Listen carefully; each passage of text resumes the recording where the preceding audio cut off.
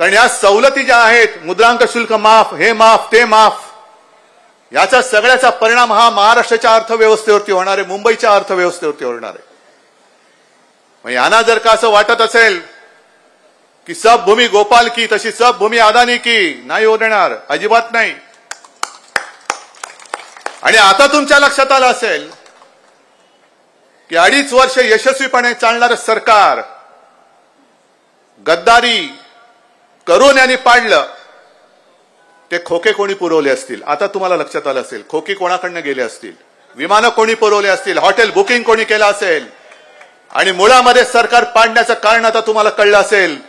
आज माझ्यासोबत सगळे पक्ष एकवटलेले आहेत, पण ज्या ज्या वेळेला मुंबईवरती संकट आलं, मग ते 92-93 सालच्या दंगली असतील, बॉम्बस्फोट असेल, पूर असेल, काही असेल, करोना होता, तेव्हा प्रथम धावतो तो शिवसैनिक, रक्तदान करायला धावतो तो शिवसैनिक. सर्व पक्ष माझ्यासोबत असतात.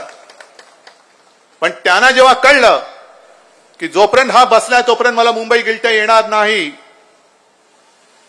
मग हे सगळं कटकारस्थान शिजवलं नाही ना, असा माझ्या मनात प्रश्न येतोय. तुम्ही सांगा हो की नाही. हे सगळे खोके सरकार, 50 खोके एकदम ओके, कशासाठी, कोणासाठी, कोणी दिले, हे आता उघडकीस आलेलं आहे.